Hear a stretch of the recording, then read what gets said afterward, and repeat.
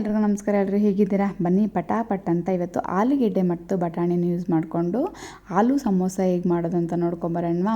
ಇಲ್ಲಿ ನಾನು 1 ಕಪ್ ಆಗೋಷ್ಟು ಗೋಧಿ ಹಸಿಟ್ಟು, 1 ಟೇಬಲ್ ಸ್ಪೂನಷ್ಟು ಜೀರಿಗೆ ಮತ್ತು ರುಚಿಗೆ ತಕ್ಕಷ್ಟು ಉಪ್ಪು ಹಾಕ್ಕೊಂಡು ಇದನ್ನು ಚೆನ್ನಾಗಿ ಕಲಿಸ್ಕೊತಾ ಇದ್ದೀನಿ.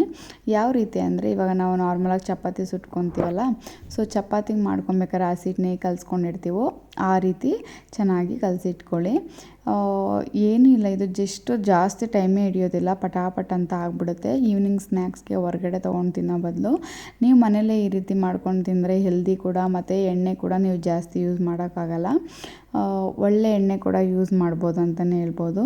ಇಲ್ಲಿ ನಾನು 3 ಆಲೂಗೆಡ್ಡೆನ ಮತ್ತು 1/4 ಕಪ್ ಆಗೋಷ್ಟು ಬಟಾಣಿನ ಬೇಯಿಸಿ ಇಟ್ಕೊಂಡಿದ್ದೀನಿ. 4ರಿಂದ 5 ವಿಷಲ್ ಬೇಯಿಸಿ ಕೂಗಿಸ್ಕೊಂಡು ಚೆನ್ನಾಗಿ ಸ್ಮ್ಯಾಶ್ ಮಾಡ್ಕೊಂಡಿದ್ದೀನಿ. ಮತ್ತು ಇಲ್ಲಿ ಸ್ವಲ್ಪ ಕೊತ್ತಂಬರಿ ಸೊಪ್ಪು ಹಾಕ್ಕೊತಾ ಇದ್ದೀನಿ, ಮತ್ತು 1 ಚಿಕ್ಕ ಚಿಕ್ಕದಾಗಿ ಕಟ್ ಮಾಡಿ ಇಟ್ಕೊಂಡಿರೋಂತಹ ಹಸಿಮೆಣ್ಸಿನ್ಕಾಯಿ. ಇಲ್ಲಿ ನಾನು ಚಿಲ್ಲಿ ಪೌಡ್ರ್ ಕೂಡ ಹಾಕ್ತಾಯಿದ್ದೀನಿ, ಹಾಗಾಗಿ ಹಸಿಮೆಣ್ಸಿನ್ಕಾಯಿ ಕಮ್ಮಿ ಹಾಕ್ಕೊಂಡಿದ್ದೀನಿ. ಮತ್ತು ಇಲ್ಲಿ 1 ಅರ್ಧ ಟೇಬಲ್ ಸ್ಪೂನ್ ಧನಿಯಾ ಪುಡಿ, 1 ಅರ್ಧ ಟೇಬಲ್ ಸ್ಪೂನ್ ಅಚ್ಚ ಖಾರದ ಪುಡಿ ಹಾಕ್ಕೊತಾ ಇದ್ದೀನಿ. ನಿಮಗೆ ಖಾರ ನೋಡಿ ಹಾಕ್ಕೊಳ್ಳಿ. ಖಾರ ಜಾಸ್ತಿ ಬೇಕು ಅಂತ ಅಂದರೆ 1 ಟೇಬಲ್ ಸ್ಪೂನ್ ಹಾಕ್ಕೊಳ್ಳಿ.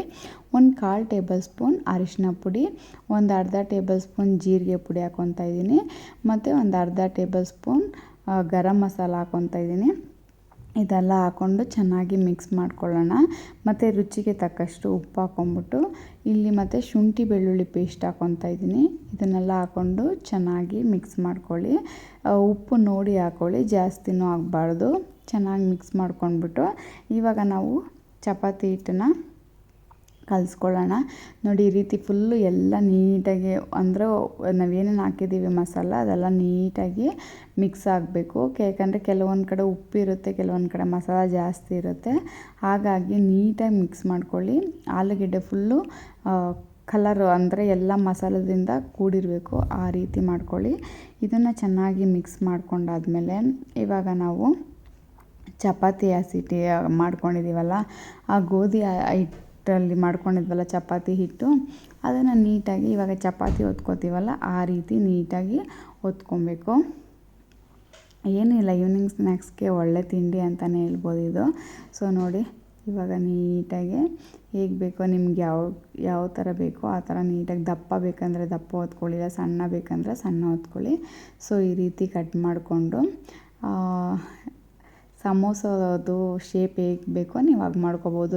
ಕೆಲವರು ರೌಂಡಾಗೂ ಮಾಡ್ಕೋತಾರೆ, ಇಲ್ಲ ಕೆಲವರು ಸಮೋಸ ಇರುತ್ತಲ್ಲ ಆ ರೀತಿನೂ ಮಾಡ್ಕೋತಾರೆ. ನೋಡಿ, ನಿಮ್ಗೆ ಈ ಥರ ಶೇಪ್ ಬೇಕಂದರೆ ಈ ಥರ ಶೇಪಲ್ಲಿ ಮಾಡ್ಕೊಳ್ಳಿ, ಇಲ್ಲ ರೌಂಡ್ ಶೇಪಲ್ಲಿ ಮಾಡ್ತೀನಿ ಅಂದರೆ ರೌಂಡ್ ಶೇಪಲ್ಲೂ ಮಾಡ್ಕೋಬೋದು. ಸೊ ಈ ರೀತಿ ಆಗಿದೆ. ಇವಾಗ ಇದಕ್ಕೆ ನಾವು ಇಟ್ಕೊಂಡಿದ್ದೀವಲ್ಲ ಮಸಾಲ ರೆಡಿ ಮಾಡಿ ಇಟ್ಕೊಂಡಿದ್ದೀವಲ್ಲ ಸ್ಟಫಿಂಗು, ಅದನ್ನು ಹಾಕ್ಕೊಂಡು ನೀಟಾಗಿ ಈ ಥರ ಕ್ಲೋಸ್ ಮಾಡ್ಕೋತಾ ಇದ್ದೀನಿ. ಇಲ್ಲ ನೀವು ಈ ಥರ ಕ್ಲೋಸ್ ಮಾಡೋದಕ್ಕಾಗೋಲ್ಲ ಅಂದರೆ ಒಂದು ಸ್ವಲ್ಪ ಮೈದಾ ಹಸಿಟ್ಟಿಗೆ ನೀರು ಹಾಕ್ಕೊಂಬಿಟ್ಟು ಕೂಡ ನೀಟಾಗಿ ಕ್ಲೋಸ್ ಮಾಡ್ಕೋಬೋದು. ಇವಾಗ ಎಣ್ಣೆ ಕಾದಿದ ನಂತರ ಎಣ್ಣೆಗೆ ಈ ರೀತಿ ಒಂದೊಂದಾಗಿ ಬಿಟ್ಕೊತಾ ಇದ್ದೀನಿ. ಸೊ ಇದು ಚೆನ್ನಾಗಿ ಬೇಗನೆ ಬೆಂದ್ಬಿಡುತ್ತೆ, ಕ್ರಿಸ್ಪಿಯಾಗಿ 1-5-10 ನಿಮಿಷದಲ್ಲಿ ಬೆಂದ್ಬಿಡುತ್ತೆ, ಏನೂ ಪ್ರಾಬ್ಲಮ್ ಇಲ್ಲ. ಹೈ ಫ್ಲೇಮಲ್ಲಿ ಇಟ್ಕೊಬೇಡಿ, ಸ್ವಲ್ಪ ಮೀಡಿಯಮ್ ಫ್ಲೇಮಲ್ಲಿ ಇಟ್ಕೊಂಡು ಇದು ಮಾಡಿ.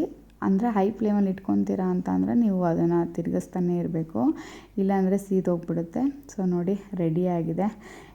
ಹೊರಗಡೆ ತೊಗೊಂಬಂದು ತಿನ್ನೋದಕ್ಕಿಂತ ಮನೆಯಲ್ಲೇ ಮಾಡ್ಕೊಂಡು ತಿಂದರೆ ಟೈಮು ಸೇವ್ ಆಗುತ್ತೆ, ಮತ್ತು ಹೆಲ್ದಿ ಕೂಡ, ಇನ್ನೊಂದು ರುಚಿಯಾಗಿ ಕೂಡ ಇರುತ್ತೆ, ಹೈಜಿನಿಕ್ ಆಗಿ ಕೂಡ ಇರುತ್ತೆ. ಸೊ ಹಾಗಾಗಿ ಮನೆಯಲ್ಲೇ ಮಾಡಿಕೊಂಡು ಎಲ್ಲ ಹೆಲ್ದಿಯಾಗಿರಿ ಅಂತ ಹೇಳ್ತಾ, ನನ್ನ ವಿಡಿಯೋ ನಿಮ್ಗೆ ಇಷ್ಟ ಆಗಿದರೆ ಲೈಕ್ ಮಾಡಿ, ಶೇರ್ ಮಾಡಿ, ಕಮೆಂಟ್ ಮಾಡಿ, ಮತ್ತು ನನ್ನ ಚಾನಲ್ನ ಸಬ್ಸ್ಕ್ರೈಬ್ ಮಾಡ್ಕೊಳ್ಳೋದನ್ನು ಮರಿಬೇಡಿ. ವಿಡಿಯೋ ನೋಡೋದಕ್ಕಾಗಿ ಎಲ್ಲರಿಗೂ ಧನ್ಯವಾದಗಳು.